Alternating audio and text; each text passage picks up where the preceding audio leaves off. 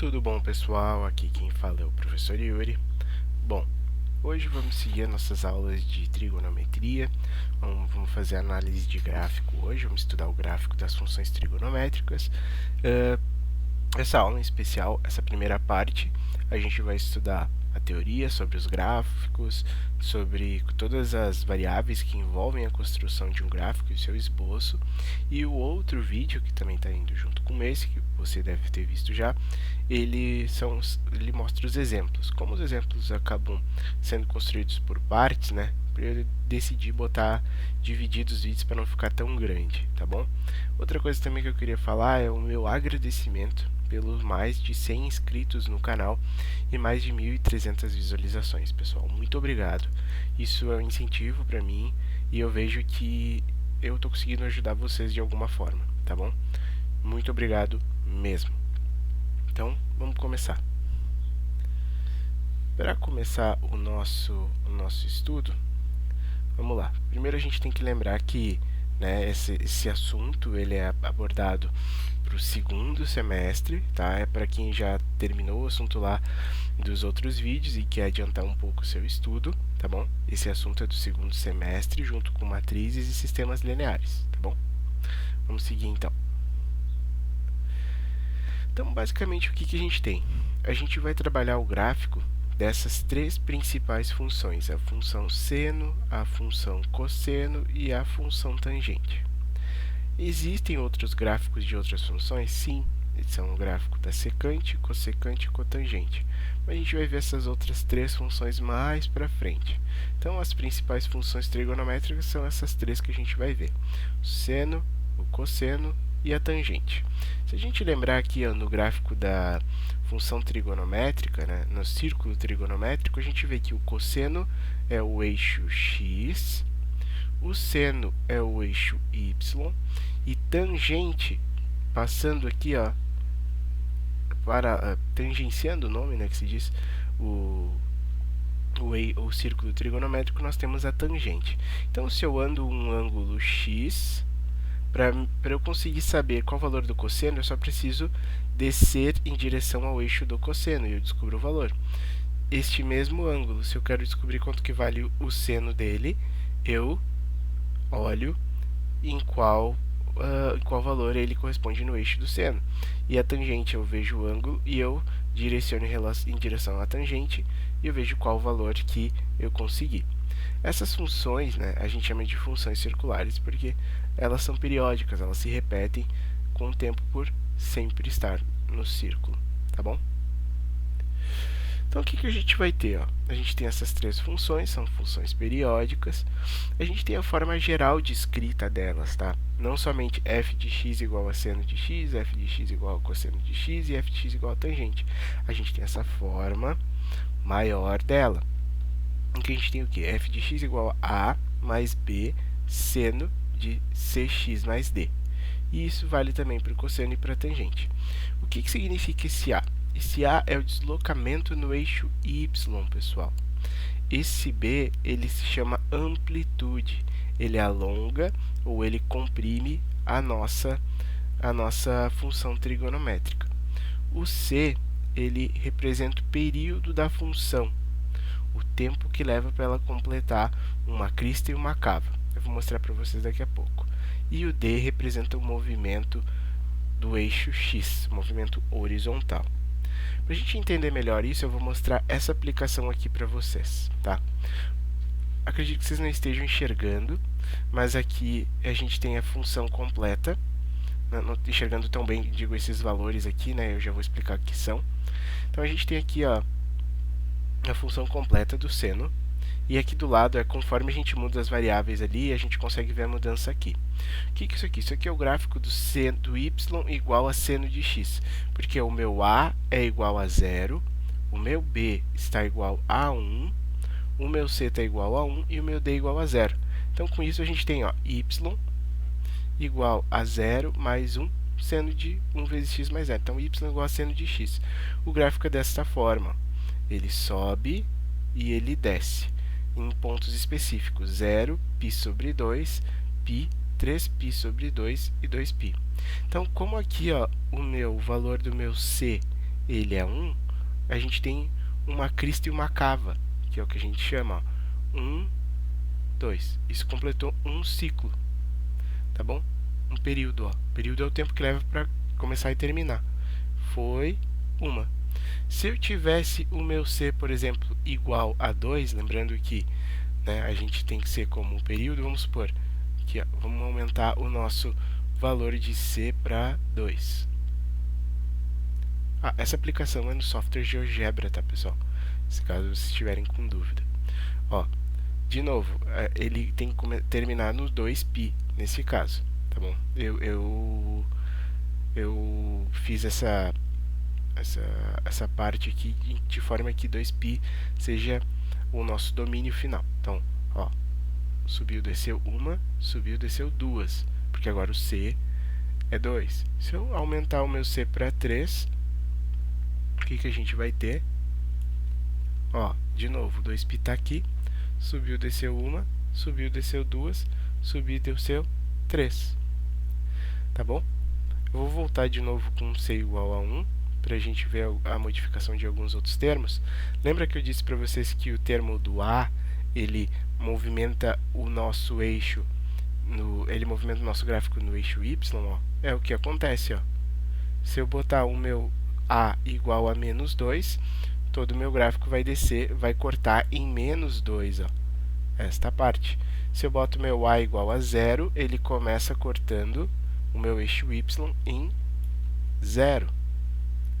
Se eu boto o meu A igual a 3, ele começa cortando o meu eixo Y em 3. Vamos voltar para o A igual a 0 para a gente fazer mais algumas modificações. Vamos lá. Então, agora o B, que a gente chama de amplitude, é o que ele alonga ou comprime o nosso gráfico. Nesse caso, o B está igual a 1.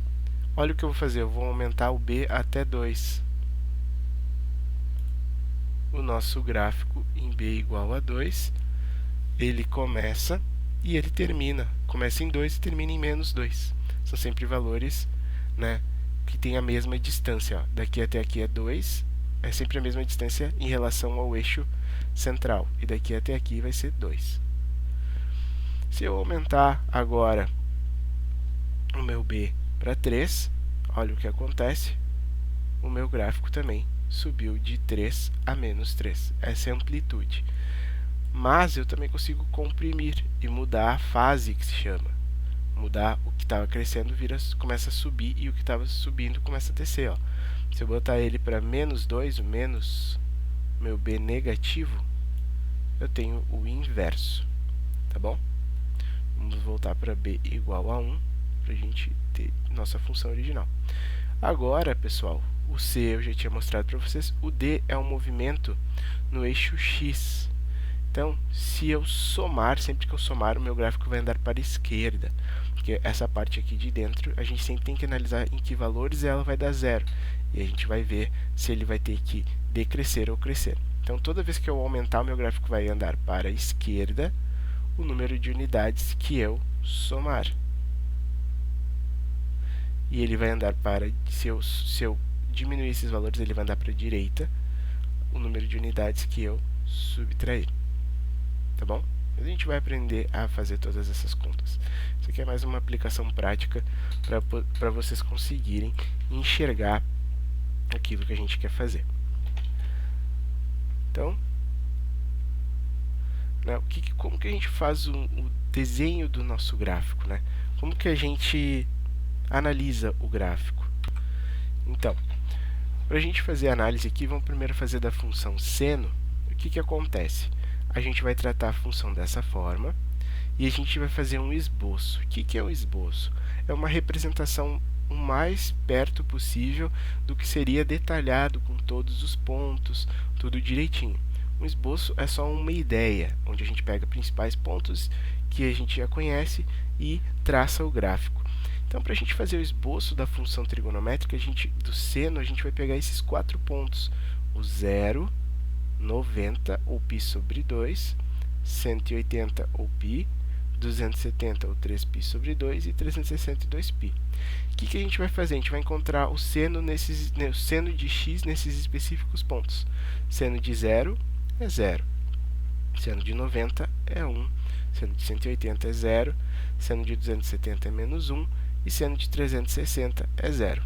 Caso tu não lembre desses valores, como eu cheguei neles, volta na aula anterior que eu te expliquei como é que a gente chega neles, tá bom? Depois a gente vai marcar esses pontos no plano cartesiano, depois a gente vai ligar eles. Por exemplo, seno de 0 é aqui, seno de 90 a gente já viu que é 1, então a gente marca esse ponto aqui. Seno de 180 é 0, a gente marca o ponto aqui. Seno de 270 é menos 1, a gente marca este ponto aqui.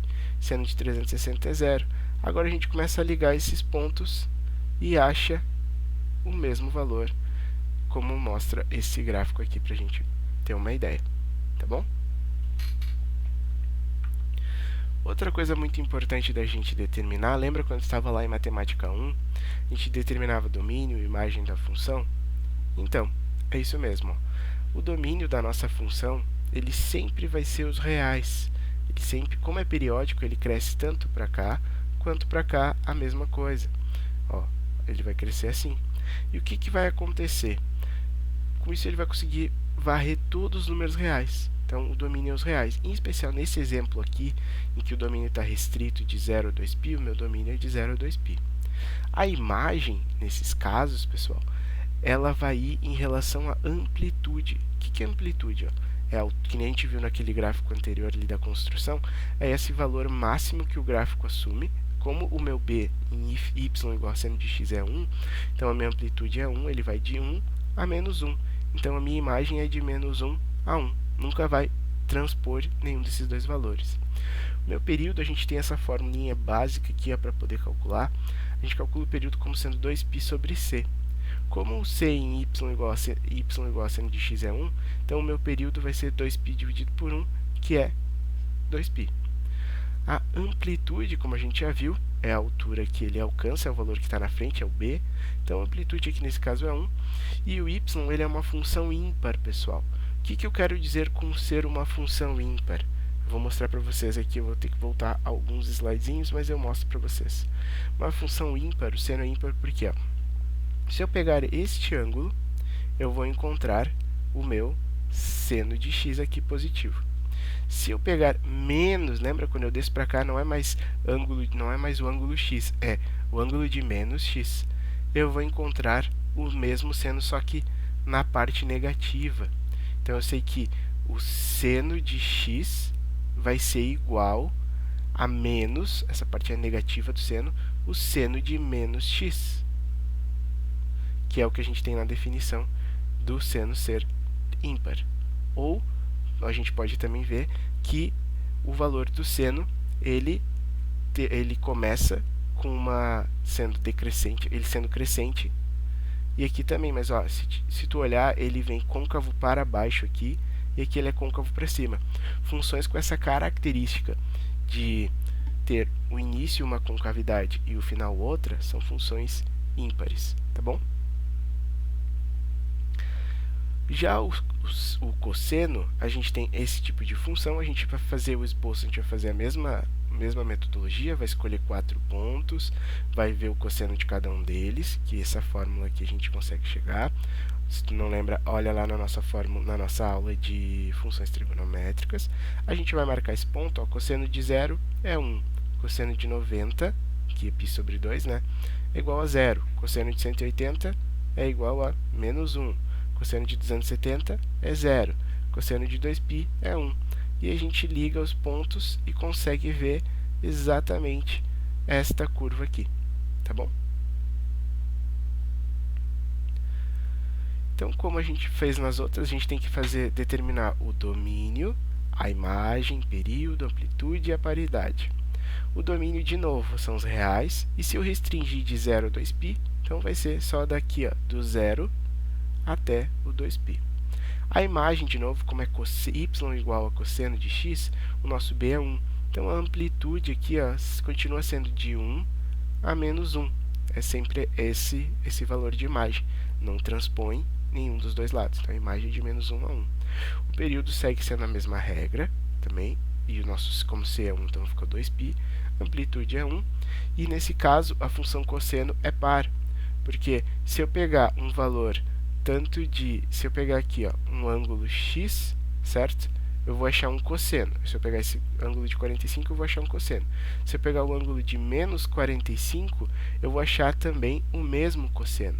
Então, por isso, é uma função par. Uma característica é que as funções pares, elas começam e terminam côncavas para o mesmo lado. Por exemplo, aqui a gente tem que ela é côncava para cima, tá bom? E a função tangente, pessoal, ela é desse tipo, né? Só que ela é um pouco diferente a construção do gráfico. Eu quero que tu preste atenção aqui, ó.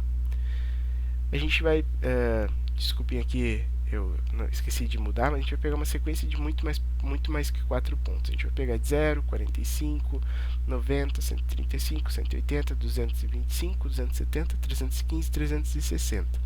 A gente vai fazer a mesma coisa de olhar a tangente de todos esses ângulos. Mas olha aqui, ó, em 90 a gente não tem valor para tangente. Em 270 a gente não tem esse valor de tangente. Por quê? Nesses momentos, esses ângulos eles são paralelos à tangente no nosso círculo trigonométrico. Então elas não existem. A gente marca esses pontos que a gente encontrou, tá? Só que para o ângulo de 90 graus e para o ângulo de 270 graus, a gente tem eles como sendo assíntotas verticais, que é isso aqui, ó. São essas pontilhados verticais, em que o gráfico cresce, mas ele nunca encosta lá. Depois desse gráfico de π sobre 2, certo? Todos os valores eles vêm vindo negativamente, ó, de forma a crescer até chegar em 0, depois eles aumentam até chegar em 1. Então, ele cresce de novo até ter outra assíntota. E assim é o gráfico da nossa tangente de x. Então, né, aqui, desculpem, aqui tinha que ser tangente, mas o que tem o nosso domínio? Ele